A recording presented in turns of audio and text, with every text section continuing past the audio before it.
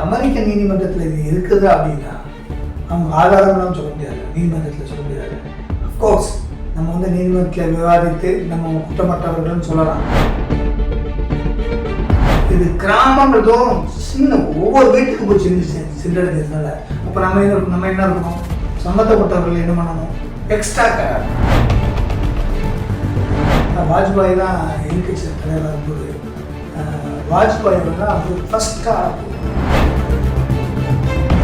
கலைஞர் ஒரு பையனை பார்த்தா என்ன படிக்கிற அப்படின்னு கேட்பார். ஆனால் எம்ஜிஆர் ஒரு பையனை பார்த்தா சாப்பிட்டியா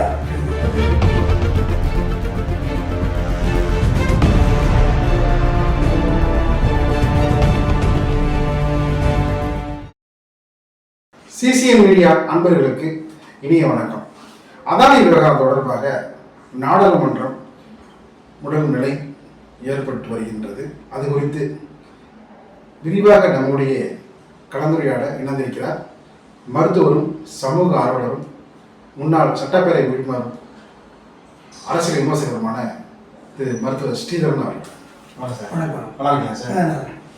அதானி விவகாரம் தொடர்பாக உலகம் முழுவதும் பார்த்தீங்கன்னா பல்வேறு அதிர்வுகள் ஏற்பட்டு வருகின்றன. அது குறித்து நாடாளுமன்றம் மழைக்கால கூட்டத்தொடர் தொடங்கிய உடனே பார்த்தீங்கன்னா நாடாளுமன்றம் முடல் நிலை ஏற்பட்டுள்ளது. இதில் வந்து அதானி செய்த அந்த செயல்கள் எங்கெங்கெல்லாம் எதிரொலிச்சிருக்கு. குறிப்பாக தமிழ்நாட்டிலையும் பார்த்தீங்கன்னா வந்து அது குறித்து பல்வேறு மருத்துவர் ராமதாஸோட அறிக்கை பல்வேறு விதமான அனைத்து இடங்களிலும் வந்து தாக்கத்தை ஏற்படுத்தியிருக்கு. அது குறித்து வந்து பல்வேறு விதமான விவாதங்கள் பார்க்கும்போதும் நாடாளுமன்றத்தில் இந்த விஷயம் வந்து தொடர்ந்து நீடிக்கும் நிலை ஏற்பட்டு வருகின்றது. ஏன்னா பல்வேறு விதமான மசோதாக்கள்லாம் வந்து நிறைவேற காத்திருக்கிறது. ஏன்னா அதற்கிடையே இல்லாமல் நாடாளுமன்றம் நடத்த வேண்டியது ஒரு பக்கம் தரும். இந்த விவகாரத்தை வந்து எதிர்கட்சிகள் வந்து தீவிரமாக கையெழுக்கிறாங்க. இது எப்படிலாம் வந்து கடந்து போகணும் ஆளுங்கட்சி, இதுக்கு வந்து தெளிவான ஒரு பதில்களை அவங்களுக்கு வந்து நம்பிக்கை ஏற்படுத்துவாங்க. ஏன்னா ஏற்கனவே வந்து 2G வந்து பார்த்தீங்கன்னா ஜேபிசி கொண்டு வந்தாங்க. ஜாயின்ட் பார்லிமெண்ட்ரி கமிட்டி போட்டு ஒரு பொது விசாரணை உட்படுத்தப்பட்டு ஒரு நம்பிக்கை ஏற்படுத்துகிற வகையில் வந்து ஜேபிசி கொண்டு வந்தாங்க மன்மோகன் சிங் ஆட்சி காலத்தில். அதே போல ஒரு நிலையை இப்போ கொண்டு வரணுமா, என்ன செய்யணும், அதாவது ஆளும் பாஜக அரசு தேசிய ஜனநாயக கூட்டணியில் இதனுடைய தாக்கங்கள் ஏற்பட்டு ஒரு அதிகமாக ஏற்பட்டு அங்கே ஏதாவது வந்து ஒரு கூட்டணி மாறுவதற்கான சூழல் அமையுமா? ஏன்னா 2G விவகாரம் வந்து ரொம்ப முன்னுதாரணமாக இருக்குது. அதுபோல் இந்த விவகாரம் எதிரொலிக்குமா? நல்ல கேள்வி. அதாவது சிசிஎன் நியூஸ் மீடியா நேயர்களுக்கு இந்த நேரத்தில் வணக்கத்தை தெரிவித்துக் கொண்டு இந்த நாடாளுமன்றத்தில் இரு அவைகளும் முடங்கியிருக்கும், கொத்தி வச்சிட்டாங்க. வேர்ல்டு பாலிட்டிக்ஸ்லேயே ஒரு பெரிய செட்பேக். இப்போ பேசும்போதெல்லாம் மாறிச்சு. உலகம் எல்லாருமே எல்லா கண்ட்ரிலையும், ஈவன் எத்தியோப்பியா மற்ற கண்ட்ரிகள் இருந்தால் கூட இல்லை, இப்போ நிறைய கண்ட்ரிகளில் இப்போ ரீசெண்டாக பிரைம் மினிஸ்டர் ஒரு விசிட் பண்ண ஏதோ ஒரு அமெரிக்கன் இது ஆப்பிரிக்கன் கண்ட்ரிஸ் போயிருந்தாங்க. அங்கெல்லாம் கூட இது வந்து நேற்று நியூஸில் தான் பார்த்தேன். நியூயார்க் டைம்ஸ்லேருந்து வாஷிங்டன் போஸ்ட்லேருந்து அதான் தலைப்பு செய்தி. இப்போ என்னென்னா, அப்போ இந்த உலகத்தில் இருக்கின்ற அத்தனை பத்திரிகை லீடிங் வேர்ல்டு மேகசின்ஸ் எல்லாம் இதை வந்து ஒரு மெயின் ஆர்டிக்கிளாக போடுகின்ற பொழுது அதனுடைய இப்போ அரசியல் முக்கியத்துவம் நமக்கு எல்லாத்துக்கும் தெரியும். நமக்கு தெரியும் போது செல்வங்களுக்கு தெரியணும்ல, தெரியும்ல, தெரியும். அப்போ நான் என்னுடைய பார்வையில் என்ன, ஒரு அரசியல் கட்சியுடைய தலைவர், ஒரு முன்னாள் சட்டமன்ற உறுப்பினர் என்னுடைய பார்வையில் என்ன, எல்லா எதிர்கட்சிகளும் இந்த மாதிரி ஒரு இஷ்யூ இருக்குது.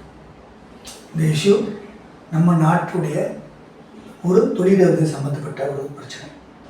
இதை இரண்டு எதிர்கட்சிகள் நாங்கள் சொல்கிறோம், கேளுங்க, இதில் திருப்தி இல்லைன்னா நீங்கள் வந்து ஃபர்தராக ஏதாச்சும் செய்யுங்க, ஆனால் ஃபேக்ட் இதுதான் அப்படின்னு சொல்லி ஒரு அதை விவரித்து, அது மட்டும் இல்லாமல் ப்ரெஸ்க்கு முன்னாடி எதிர்கட்சிகள் ஆளுங்கட்சிகள் எல்லாம் சேர்ந்து முக்கியமான தலைவர்லாம் ஒரு ஒரு ஸ்டேஜ் உட்கார வச்சு பத்திரிகை முன்னாடி ஒரு பேட்டி கொடுத்தோம்னா அது எல்லா இடத்துக்கும் ப்ரெஸ் பப்ளிஷ் ஆகும், உலக நாடுகளுக்குலாம் பப்ளிஷ் ஆகும். அப்போ வந்து வி ஆர் கிளியர் அப்படிங்கிறது செஞ்சுருக்கணும். அது செய்யாத போது, அது இல்லைங்கிற போது, அது பின்னாடி செய்கிறாங்களா என்ன தெரியாது. பட் நேற்றுக்கு வரைக்கும் அது இல்லாதனால எதிர்கட்சிகள் தங்களுடைய கடமைகளை செய்யும். இதை இப்போ பயன்படுத்துவார்கள். இதை கேட்ப தவறில்லை. நாடாளுமன்றத்தில் எழுப்புவது தார்மீக உரிமை. அவங்களுக்கு உண்மை தெரியணும். இதோட ஃபேக்சுவல் ஃபேக்ட் என்ன அப்படிங்கிறது தெரியணும் அப்படிங்கிறது. இப்போ வந்து இந்தியாவில் குறிப்பாக சவுத் இந்தியாவில் முதலீடு பண்ணுறதுக்கு வெளிநாட்டு நிறுவனங்கள் வந்து நிறைய நிறுவனங்கள் வந்து வந்துட்டு இருக்காங்க. இந்தியா முழுவதுமே, ஏன்னா அது வளர்ந்து பொழிந்த ஒரு நாடு. இந்த விவகாரம் வந்து இனிமேல் ஒரு தாக்கத்தை ஏற்படுத்துவான். இந்த விவகாரம் அதானி விவகாரம் இப்போ வெளிநாட்டிலிருந்து வருகிற முதலீட்டாளர்கள் ஒரு நிறுவனங்கள் இருக்கலாம். இப்போ இந்தியாவுக்கு போன இந்த மாரி சட்ட சிக்கல்லாம் அதாவது பல்வேறு விதமாக எனக்கு இருக்கிற மாதிரி தெரியல. ஏன்னா எல்லா நாட்டிலையும் இது அங்கே வந்து மாதிரி நம்ம கேள்விப்படணும். எந்தெந்த நாட்டில் நடக்கிறது நம்ம அறுதிட்டு சொல்ல முடியாது. பட் இட் இஸ் இந்த மாதிரி இருக்கும்போது அதெல்லாம் வந்து ஒரு பெருசாக இம்பாக்ட் இருக்காதுன்னு தான் நினைக்கிறேன். பட் என்னன்னா இதை பெருசாக வளர விடாமல், இதை ஒரு விவாத பொருளாக ஆக்காமல், இதை வந்து அமைக்கபிள், அதாவது பொலிட்டிக்கல் அமைக்கபிள் சொல்யூஷன் கண்டுபிடிக்கணும். ஏன்னா ஒவ்வொரு மாநிலத்தில் உள்ள அதிகாரிகளுக்கு நாங்கள் இவ்வளவு கொடுத்துருக்கோம். அமெரிக்க நீதிமன்றத்தில் இது இருக்குது அப்படின்னா அவங்க ஆதாரம்லாம் சொல்ல முடியாது, நீதிமன்றத்தில் சொல்ல முடியாது. அஃப்கோர்ஸ் நம்ம வந்து நீதிமன்றத்தில் விவாதித்து நம்ம குற்றமற்றவர்கள்னு சொல்லலாம், அதுக்கு வாய்ப்பு இருக்குது. அது வரைக்கும் நம்ம வந்து சொல்லலாம். இப்போ அதையே சொல்லலாம்ல, இதில் வந்து அவர் ஆன்சர் கிளீன், நாங்கள் வந்து இதை ஒன்றும் பிரச்சனை கிடையாது, இது வந்து பொலிட்டிக்கல் மோட்டிவேட்டட், அதனால் இது வந்து நாங்கள் சட்டப்படி சந்திக்கிறோம். இது வந்து நாட்டு மக்கள் நீங்கள் பப்ளிக் பி ரெஸ்ட் அஷ்யூர்டு, நீங்கள் அமைதியாக இருங்க, நீங்கள் நம்புங்க, எங்கிட்ட நம்ம நாட்டுக்கும் நம்ம மக்களுக்கும் ஒரு எந்த சின்ன சேதாரம் கூட இதனால் ஏற்படாது, அது நாங்கள் வந்து பொறுப்பெடுப்போம் அப்படின்னு சொல்லி ஏதாவது ஒரு நம்பிக்கையை கொடுத்து மக்களுக்கு அந்த ஒரு பேசிய சொல்லணும்.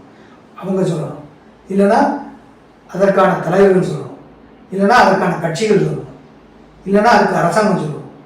அப்போ இது சொல்லாத நேரத்தினால எதிர்கட்சிகள் சொல்கிறாங்க.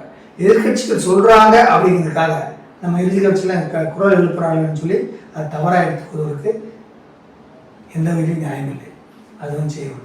அதனால் வந்து இன்னும் வந்து எல்லாம் இந்த கேஸ் வந்து கோர்ட்டில் இருக்குது. கோர்ட்லேருந்து அது வந்து விவாதங்கள்லாம் முடிஞ்சு அது தீர்ப்பு வரும் வரை நம்ம என்னென்ன நம்ம அறுதிட்டு யாரையுமே குற்றம் சொல்ல முடியாது. இருந்தாலும் இந்த நடந்து இருந்தால் நடக்கலன்னு சொல்லி, ஆனால் ஆதாரங்களை சொல்லும்போது யார் ராமதாஸ் அவர்கள் சொல்கிறார்கள், மற்றவர்கள் சொல்கிறார்கள், எல்லாரும் சொல்கிறாங்க, மற்ற எல்லா எல்லாருமே விசாரணை கேட்குறாங்க. நடந்துட்டு போட்டோம், விசாரணை நடந்துட்டு போட்டோம். அதில் என்ன இருக்குது? இப்போ விசாரணை ரைட், விசாரணைக்கு நம்ம அதான் சொல்கிறேன். நானாக இருந்தால் இப்படி தான் எல்லா எதிர்கட்சியும் விட்டு ஃபேக்டாக இருந்தாங்க இது இருக்குது. இப்போ இது நம்ம இந்த ஃபேக்டை விட்டு நான் எக்ஸ்பிளைன் பண்ணிவிட்டு இதோட போதுமா, உங்களுக்கு ஏதாவது விசாரணை தேவை, சார் வேணும் சார் வச்சுருவோம், விசாரிக்கட்டும் அப்படின்னு சொல்லி எந்த பிரச்சனையே இல்லை. சிம்பிளாக இருக்க முடியாது. இதுதான் ஒரு பொலிட்டிக்கல் டிப்ளமேசி வேணும், அது சொல்வதற்கு ஒரு பொலிட்டிக்கல் வில் வேணும். ஆனால் இது போன்ற நிகழ்வுகளை வந்து யூபிஏ கவர்மெண்ட் நடந்தப்ப எல்லாத்துக்குமே வந்து விசாரணை கேட்ட என்டிஏ. ஆனால் இப்போ வந்து பார்த்தீங்கன்னா ரொம்ப வந்து மௌன சாதிப்பு வந்து ஏன்னா எல்லாருமே கேட்குறாங்க. ஆமாம், கேட்பாங்கல்ல. அதாவது எல்லாருக்குமே அதான் சொல்லுவார் வாதியார், ஒவ்வொரு குடும்பத்துலேயும் ஒரு அரசியல்வாதி, ஒரு டாக்டர், ஒரு ஆடிட்டர் இருக்குன்னு சொல்லுவார்.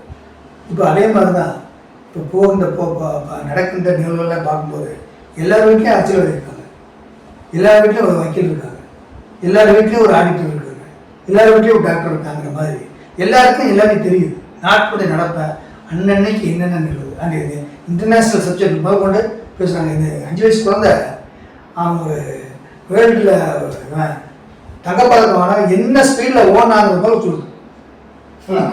அது வந்து பார்த்தீங்கன்னா வரவேற்கக்கூடிய விஷயம். அந்த அளவுக்கு அட்வான்ஸாக இருக்குது. எல்லாம் நெட்டில் இருந்து டிஜிட்டல் யூகம் டிஜிட்டல் அப்டேட் ஆகிறாங்க. அப்படி இருக்கும்போது ஒரு அரசியல் கட்சிகள் வந்து அதுலேயும் இந்த மாதிரி நம்ம மாதிரி ஒரு கொஞ்சம் விவரம் தெரிஞ்சவங்க, கொஞ்சம் படித்தவங்க, அன்றாட நிகழ்வுகளையும் அன்றாட அரசியலையும் அரசியல் பார்ப்பாங்க. உலக அரசியல் சொல்லி, உள்ளூர் அரசியல் சொல்லி எல்லாத்தையும் பார்ப்பாங்க. அதையும் நம்ம மீடியா இப்போ எல்லா சமூக ஊடகங்களையும் இன்னைக்காவது இன்டர்நேஷனல் மேட்டர் வந்துருக்குன்னு பார்த்துருக்கீங்களா? இப்போ பாருங்க, சமூக ஊடகத்தில் மெயின் இன்டர்நேஷனல் சப்ஜெக்டே இதுதான். உலக நாடுகளுடைய பிரச்சனையை பற்றி யூடியூப்ல பேசுற அளவுக்கு வந்துச்சு. அது இந்தியா ஒவ்வொரு நாட்டிலையும் வந்து இந்த மேட்டர் தான். ஆமாம், சமூக ஊடகங்கள்ல இன்டர்நேஷனல் லெவலில் பேசப்படுற ஒரு பெரிய மேட்டர் வந்து அதான் மேட்டர் தான். அப்போ அந்த அளவுக்கு இது கிராமங்கள் தோறும் சின்ன ஒவ்வொரு வீட்டுக்கு போய் சென்றடைஞ்சதுனால அப்போ நம்ம என்ன இருக்கணும், சம்மந்தப்பட்டவர்கள் என்ன பண்ணணும், எக்ஸ்ட்ரா கேர், டபுள் கேர் ஆகணும்.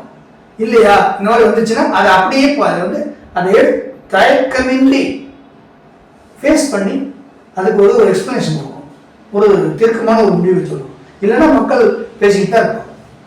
அது பேசும் பேசும் பொருள் ஆவதை தவிர்க்க முடியாது. அது பேசும்போது அடுக்கிறதுக்கு அதுதான் ஜனநாயகம். ஆளு ஜனநாயக தேசிய ஜனநாயக கொள்கை அது பண்ணணும். இப்போ எப்படி மழைக்கால கூட்டத்தொடர் வந்து பாராளுமன்றம் வந்து சுமூகமாக நடப்பதற்கும் அவர் எல்லாம் சொல்கிறாங்க, எல்லா எதிர்கட்சிகளும் ஒன்றிணைந்து ஒத்துழைத்து பாராளுமன்றத்தை சுமூகமாக நடத்த வேண்டும் என்று பாராளுமன்ற நிர்வாகத்துறை அமைச்சர் சொல்கிறாரு. முதலமைச்சர் பிரதமரும் சொல்லியிருக்காரு. அதெல்லாம் வரவேற்க வேண்டியதான். எல்லா எதிர்கட்சிகளையும் அழைத்து நீங்கள் பேசணும் ஃபேக்டர் கேஸை பற்றி பேசி எதிர்கட்சிக்கு சொல்லி இது பண்ணணும். ஆமாம் சொல்லும்போதில்ல, உண்மையிலே வாஜ்பாய் தான் எதிர்கட்சி தலைவராக இருக்கும்போது வாஜ்பாயெல்லாம் வந்து ஃபஸ்ட்டாக போடுவோம். எதிர்கட்சி தலைவர் வந்து வாஜ்பாயை கூப்பிடுங்கன்னு சொல்லி கூப்பிட்டு என்ன ஒரு மேட்டராக இருந்தாலும் எதிர்கட்சி. அதே மாதிரி நம்ம ஏதாவது மிலிட்ரி முக்கியமான வெளியுறவுத்துறை அமைச்சராக இருந்ததே பார்த்தீங்கன்னா ஆமாம் முத்திரை பதிவு. அதே மாதிரி அவர் மந்திரி பிரைம் மினிஸ்டராக இருக்கும்போது எதிர்கட்சி தலைவராக ஃபஸ்ட்டு கூப்பிட்டு எப்படி டிஸ்கஸ் பண்ணலாம், என்ன பண்ணலாம், இதை எப்படி பண்ணலாம் அப்படின்னு சொல்லி கேட்பார். அதே மாதிரி எம்ஜிஆர் முதலமைச்சராக இருக்கும்போது கலைஞர் என்ன சொல்கிறாரு அப்படின்னு கேட்பார். அவருடைய ஒப்பீனியன் என்ன இருக்குது அப்படின்னு கேட்பார். அப்போ அதுதான் ஒரு இன்னொன்று சொல்லுவோம். எதிர்கட்சி தலைவராக இருக்கிறப்ப அவரை வந்து ஒரு சட்டப்பேரவை உறுப்பினர் கருணாநிதி என்று பெயர் குறிப்பிட்டு விட்டார். உடனே வந்து அவருக்கு கூப்பிட்டு அவையிலேயே கலைஞர் கருணாநிதி என்று தான் கூப்பிட வேண்டும் அப்படின்ட்டு அந்த அரசியல் பண்பாட்டை அதே சொல்லியிருக்காரு. அவர் யார் தெரியுமா? எதிர்கட்சி தலைவர். அவருக்கு தெரிந்த அரசியல் பண்ண தெரியுமா? அவர் போய் கருணாநிதினு சொல்ற எவ்வளோ பெரிய அந்த அரசியல் பண்பாடு இன்னைக்கு உள்ள கேள்வி இருக்கணும். உண்மையிலே கலைஞருடைய அந்த பொதுமக்கள் அல்லது பொது வெளியில் அந்த பேசுகின்ற அரசியலும் சரி, அந்த பேசுகின்ற அரசியல் நையாண்டியும் சரி, எல்லோரும் யோசிப்பார். இதுக்கு ஒரு உதாரணம் சொல்கிறேன். எனக்கு மெடிசன் ப்ரொஃபஸர், பெரிய ப்ரொஃபஸர், அதை பார்த்து எல்லாரும் டாக்டர் ப்ரொஃபஸர். ஒரு நாள் போயிருப்போது வாபூசி பூங்கா கோயம்புத்தூரில் கலைஞர் மீட்டிங் நடக்குது. 9:30 மணிக்கு நைட்டு. அங்கே ஒரு காரில் வச்சுட்டு காரை நிறுத்திட்டு சும்மா வந்து கேட்டிருக்கேன். ஏன்னா பார்த்தோன்னா ஆச்சரியம், என்ன சார் ஒரு பெரிய டாக்டர், அரசியலுக்கு எங்களுக்கு சம்மந்தம் இல்லை, இங்கே வந்து நின்றுருக்காருன்னு கேட்டோன்னே அவர் கேட்டோன்னே சார் இல்லை நமக்கும் அரசியலும் ரொம்ப தூரம், இதனால் கலைஞருடைய பேச்சு எனக்கு பிடிக்கும், அதுக்காக கேட்க வந்திருந்தார். அரசியல்வாதி இல்லை ஒரு டாக்டர். எல்லா சொல்லுவார், எல்லா அரசியல் கட்சிக்காரரும் நான் அப்படி சொல்ல போனால் நான் எல்லாரும் அரசியல், நான் இப்போ எல்லாத்துக்கும் எல்லாரும் அரசியல்வாதி தான் பாரு சிரிச்சுக்கிட்டேன். ஏன்னா எல்லா அரசியல்வாதிகளும் எல்லா விஐபியும் பாலிட்டிஷனும் அவர் தான் பார்ப்பாங்க. அப்போ அவர் எல்லாம் பார்க்கும்போது அப்படி பார்த்தா எல்லாருக்கும் தான் இருக்குது.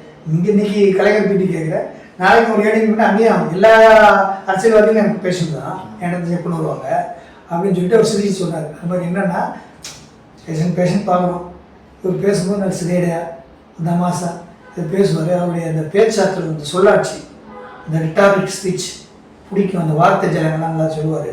அதை கேட்கலான்ட்டு வந்து ஒரு ரிலாக்ஸேஷன் அப்படின்னா அது போல் பார்த்தீங்கன்னா நிறைய சம்பவம் வந்து குறிப்பிடலாம். ஒரு கல்லூரிக்கு கூட போய் கணக்கு பாடம் துவக்கி வைக்க போகலாம். அப்போ வந்து எல்லாம் கணித மேதைகள் நிபுணர் எல்லாம் உட்காந்துருந்தப்போ இவர் நம்மள எது கூப்பிட்றாங்க இவர் பேசியிருக்காரு. 20-18 கூட்டி சொல்லுதல் மடக்கணக்கு, 20-18 கூட்டி செல்லுதல் காதல் கணக்கு, மந்தையில் போடுவது ஆட்டு கணக்கு, முந்தையில் போடுவது ஓட்டு கணக்கு, பாதை தன் அடுப்பறையில் கறிக்கோட்டாக்கு இருக்குவது பால் கணக்கு, தயிர் கணக்கு, மோர் கணக்கு, அரசியல்வாதிகள் போடுவது அரசியல் கணக்கு, தேர்தல் நடத்தி போடுவது தேர்தல் கணக்கு. இப்படி பல்வேறு கணக்கு இருப்பினும் வாழ்க்கை கணக்கை தவறாக போடாமல் நெறியாக போடுவதற்கு கணக்கு பாடம் எடுத்து படிப்பு நன்றி வணக்கம் ஏன்னா இவ்வளவு அரசியல் தலைவர் கணக்கு போட சம்மந்தமே இல்லை. எப்படி அந்த சத்திர சுவையாக கொண்டு போறாரு? அதுதான் சொல்லுவாங்க. கலைஞர் ஒரு பையனை பார்த்தா என்ன படிக்கிற அப்படின்னு கேட்பாரா. ஆனால் எம்ஜிஆர் ஒரு பையனை பார்த்தா சாப்பிட்டியா அப்படின்னு கேட்பார். ஒரு பையனை பார்த்து எம்ஜிஆர் பார்த்து சாப்பிட்டியா அப்படின்னு கேட்பான். கலைஞர் என்ன படிக்கிற அப்படின்னு கேட்பான். இப்படிப்பட்ட தலைவர்கள்லாம் இருக்காங்க. இப்போ அவங்களெல்லாம் நம்ம நினச்சி பார்க்குறோம் இல்லையா? இதுக்கு முன்பு பார்த்தீங்கன்னா காமராஜர், அண்ணா இவங்களாம் வந்து இதே போன்ற ஒரு அணுகுமுறையில் மேற்கொண்டிருக்காங்க.